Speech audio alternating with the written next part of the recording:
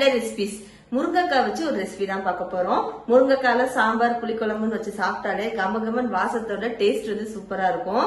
அந்த முருங்கைக்காவை கொஞ்சம் மஞ்சள் உப்புலாம் போட்டு வேக வச்சு அதுல இருந்து சதை எடுத்து ஒரு சூப்பரான முருங்கை தொக்கு எப்படி செய்யுதுன்னு சொல்லி இந்த வீடியோல பார்க்க போறோம்.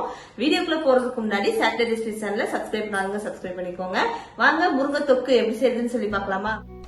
முருங்கைக்காய்க்குள்ள இருக்கிற சதையை வச்சு ஒரு டேஸ்டியான முருங்கை தொக்கு எப்படி செய்யுதுன்னு சொல்லி பார்க்கலாமா? தேவையான பொருட்கள் நான் டிஸ்கிரிப்ஷன் பாக்ஸ்லையும் கொடுத்துருக்கேன், வீடியோலையும் கொடுத்துருக்கேன், நோட் பண்ணிக்கோங்க. முருங்கை தொக்கு செய்கிறதுக்கு நல்லா பெரிய முருங்கைக்காவாக சதை நிறையா இருக்கிறதா பார்த்து எடுத்துக்கோங்க. அப்போ தான் நம்ம அதிலிருந்து சதை எடுக்கிறதுக்கு ஈஸியாக இருக்கும். இதை நல்லா வாஷ் பண்ணிவிட்டு குக்கரில் எடுத்துக்கலாம். முருங்கைக்காய் சாப்பிட்டாலே அதுக்குள்ளே இருக்க சதை வந்து எல்லோரும் ரொம்பவே விரும்பி சாப்பிடுவீங்க. அதை வச்சு ஒரு தொக்கு செய்யும்போது செம டேஸ்ட்டாக இருக்கும். குக்கரில் ஆட் பண்ணிவிட்டு இது கூட 1/4 டீஸ்பூன் மஞ்சள் தூள், 1/2 டேபிள் ஸ்பூன் உப்பு ஆட் பண்ணிவிட்டு தண்ணி ஆட் பண்ணிக்கோங்க. பாதி அளவு தண்ணி ஆட் பண்ணிக்கோங்க.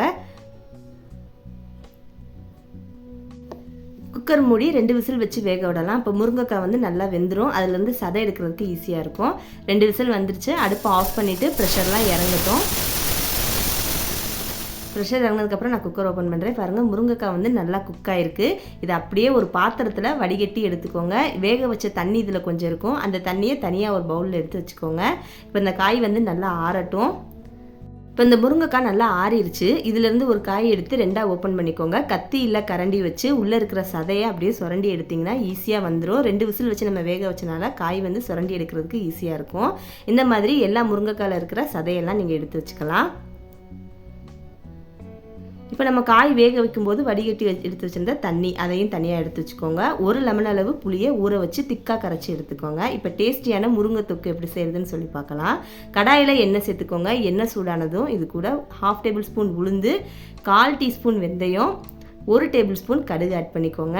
இப்போ இதெல்லாம் நல்லா பொரிஞ்சதுக்கப்புறம் இது கூட 2 பெரிய வெங்காயத்தை நான் பொடியாக கட் பண்ணி ஆட் பண்ணியிருக்கேன். நீங்கள் சாப் பண்ணி கூட ஆட் பண்ணிக்கோங்க. ஆனால் ரொம்ப பொடியாக கட் பண்ணிக்கணும். வெங்காயம் நல்லா கலர் மாறுற அளவுக்கு வதங்கினதுக்கப்புறம் இது கூட 2 பச்சை மிளகாயை 4ஆக கீரி ஆட் பண்ணிக்கோங்க. கூடவே 3 பல் பூண்டை நான் சீச்சு ஆட் பண்ணியிருக்கேன். இப்போ இந்த பூண்டோட பச்சை வாசம் போகிற அளவுக்கு வெங்காயத்தோடு சேர்த்து இதை நல்லா வதக்கிக்கோங்க. இது கூட 1 தக்காளி பழத்தை சாப் பண்ணி எடுத்துக்கோங்க. இல்லைன்னா நீங்கள் ரொம்ப பொடியாக கட் பண்ணி எடுத்துக்கோங்க. இப்போ இந்த தக்காளி இது கூட சேர்த்து வதக்கிக்கலாம். கூடவே ரெசிபிக்கு தேவையான அளவு உப்பு சேர்த்துக்கலாம். நம்ம ஏற்கனவே முருங்கைக்காய் வேக வைக்கும்போது உப்பு போட்டிருக்கோம். அதனால் நீங்கள் இப்போ உப்பு ஆட் பண்ணும்போது கொஞ்சமாக ஆட் பண்ணிக்கோங்க. தக்காளி மேஷ் ஆகிற அளவுக்கு நல்லா வதக்கியாச்சு. இது கூட நம்ம எடுத்து வச்சுருந்த முருங்கைக்காயோட சதையை ஆட் பண்ணிக்கலாம். இது இந்த வெங்காயம் தக்காளி வெள்ளைப்பூடோட சேர்த்து ஒரு 5 நிமிஷம் நல்லா சுருளை வதக்கிக்கோங்க. அப்போ தான் இதோட ஃப்ளேவர்லாம் இந்த சதையில் வந்து இறங்கும். இது கூட மசாலா ஆட் பண்ணிடலாம். 1 டேபிள் ஸ்பூன் மிளகாய்த்தூள், 1 டேபிள் ஸ்பூன் மல்லித்தூள், 1/2 டேபிள் ஸ்பூன் சோம்புத்தூள், 1 கொத்து கருவேப்பிலை தூவி விட்டு அப்படியே இந்த மசாலாலாம் இந்த முருங்கை சதையோட சேர்கிற அளவுக்கு நல்லா பரட்டி விட்டுக்கோங்க.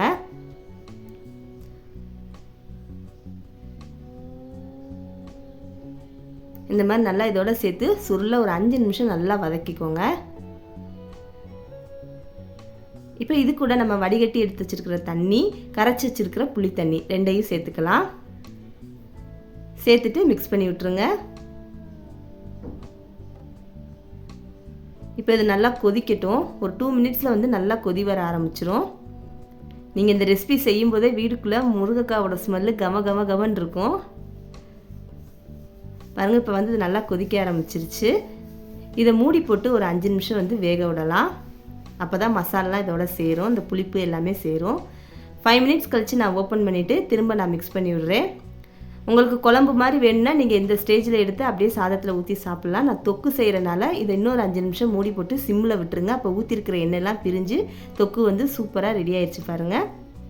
அவ்வளோதான், ரொம்ப டேஸ்டியான முருங்கை தொக்கு ரெடி. ஈஸியான ஒரு ரெசிபி. முருங்கைக்காய் பிடிக்காதுன்னு யாருமே சொல்ல மாட்டாங்க. நீங்களும் உங்கள் வீட்டில் இந்த டேஸ்டியான முருங்கை தொக்கு ட்ரை பண்ணி பாருங்கள். முருங்கை தொக்கு எப்படி செய்யறதுன்னு சொல்லி பாத்தீங்களா?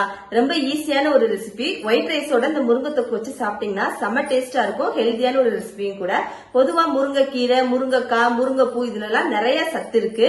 அதனால டெய்லி முருங்கையில ஏதாவது ஒரு ரெசிபி எடுத்துட்டீங்கன்னா ஹீமோகுளோபின் கவுண்ட் கம்மியா இருக்கிறவங்களுக்கு நல்லாவே இன்க்ரீஸ் ஆகும்.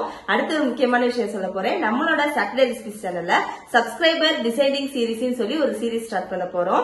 எவ்ரி சண்டே நம்ம சப்ஸ்கிரைபர் உங்களுக்கு பிடிச்ச ரெசிபிஸ் இல்லைன்னா இந்த மாதிரி ரெசிபிஸ் எல்லாம் ட்ரை பண்ணி சேனல்ல போடுங்கன்றது நீங்க சொன்னீங்கன்னா அந்த ரெசிபிஸ் நம்மளோட சேனல்ல போடுவோம். அதனால சாட்டர்டே ரெசிபிஸ் சேனலை சப்ஸ்கிரைப் பண்ணிட்டு கமெண்ட்ல என்ன மாதிரி ரெசிபிஸ் எல்லாம் போடலாம்ன்றதை நீங்க சொல்லுங்க.